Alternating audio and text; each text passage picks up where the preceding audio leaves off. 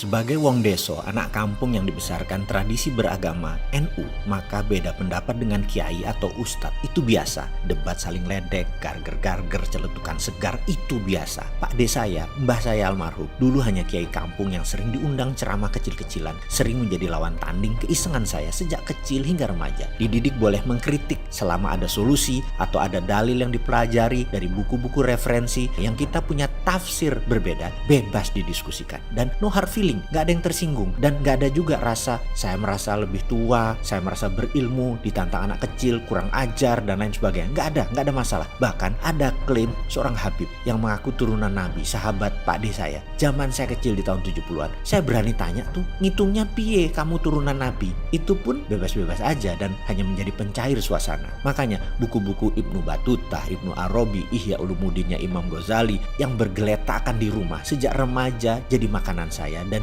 jadi bahan diskusi dengan lampu sentir ba'da isya hampir setiap malam kalau saya lagi di Malang atau di tempat kami lainnya di desa Colo di Kudus. Sampailah suatu pertanyaan dari saya waktu masih remaja ke mbah saya. Ngapunten mbah, ini zaman gonjang-ganjing, banyak kejahatan. Sistem Soeharto itu seperti Fir'aun, dunia dikuasai mereka. Dan itu tahun 70-an loh waktu saya bicara. Lalu saya bertanya, ini memang sudah dekat akhir zaman ya mbah? Dia berkata, gini le, jangan percaya dengan hal seperti itu. Saya cuma titip satu hadis untuk kamu pegang sebagai bekal kamu sampai hari tua nanti. Hadis itu berkata, berzakatlah kau segera karena suatu masa nanti Islam demikian makmurnya sehingga engkau tidak bisa memberi zakat kepada orang lain. Setelah masa jaya yang panjang tersebut baru dunia akan kiamat. Pertanyaan si mbah, apakah zaman itu sudah ada? Saya jawab, belum mbah. Makanya le, kowe jadilah pahlawan zakat, sedekah, dan infak. Karena suatu hari nanti hal itu gak bisa dilakukan lagi. Karena demikian makmurnya dunia saat itu, jadilah bagian memakmurkan dunia saat ini.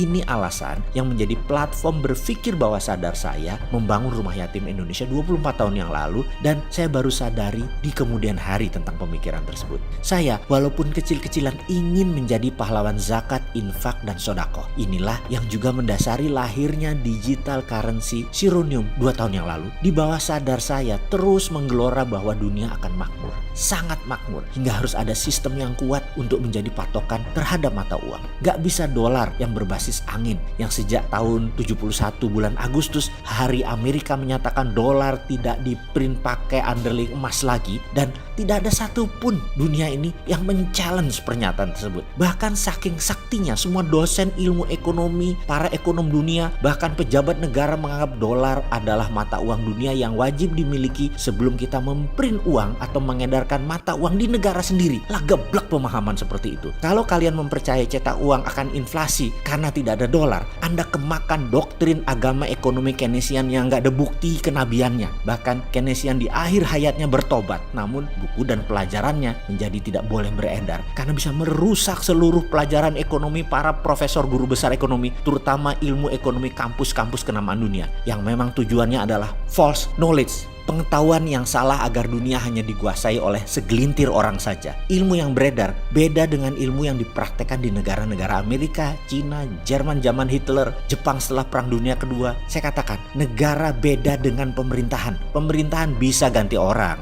ganti partai, tapi platform bernegara harus tetap. Kembali lagi, 4 negara itulah patokannya ilmu MMT, bukan ilmu sekolahan di kampus. Jadi dengan sedikit emas di tabungan saya menerbitkan Sironium. Kembali kita ke topik semula. Beda dengan Bitcoin yang pakai hanya algoritma. Kita ada underlay-nya. Namun ternyata BI mengeluarkan aturan di Indonesia tidak boleh ada mata uang lain selain rupiah. Maka Sironium dinyatakan bukan uang dan tidak berlaku. Saya pun bertanya kepada pejabat kala itu, kenapa Bitcoin boleh beredar dan 1 tahun transaksinya hampir 1 triliun lagi di Indonesia? Mending Sironium boleh dimainkan juga supaya uangnya tidak lari ke negara orang. Apa jawabnya? Bitcoin bukan mata uang Indonesia, dia punya asing. Sebenarnya tidak boleh, tapi dunia kan sudah digital, kami bisa apa? Mereka masuk juga. Otak saya bingung jadinya dengan jawaban seperti itu. Lalu saya tanya, kalau saya buat perusahaan di Malta, Italia, lalu saya akuisisi PT Sironium Indonesia sehingga Sironium menjadi global company dan produknya menjadi global produk, bisakah beredar di Indonesia? Yang dijawab, wah Anda nggak nasionalis namanya. Negara dapat pajak dari mana? Puer. Otak saya koslet. Ini pejabat maunya apa ya? Buat di Indonesia nggak boleh, buat di luar juga nggak boleh gitu ya. Ya udahlah. Wes salah. Intinya adalah kita bisnis nggak boleh ada matinya. Buat perusahaan di Malta, akuisisi Sirenium selesai. Benar, bisnis selesai secara teknis. Namun jiwa NKRI ini masih bergolak. Akhirnya 6 bulan yang lalu saya tarik jaminan emas tadi. Saya cetak ada yang 1 gram, 5 gram. Dan ini semua adalah murni 24 karat, 99% kemurniannya. Saya mau buat Sirenium 2.0. Saya mau bertransformasi. Nama baru, aturan main baru, ijab kabulnya jual beli. Sehingga simple dan jelas. Ilustrasinya begini. Anda misalnya membeli 5 gram emas. Katakan harga 1 gram emas 1 juta rupiah. Anda store 5 juta. Emas Anda tadi Anda simpan. Betul ya? Lalu suatu hari kalau Anda butuh uang, Anda jual. Uang tersebut Anda buat belanja. Nah, kita punya aplikasi solusi untuk itu. Emas tadi titipkan di aplikasi. Maka di balance sheet Anda tadi 5 juta. Minus selisih jual beli kita. Kurang lebih ya. Katakan 4.980.000.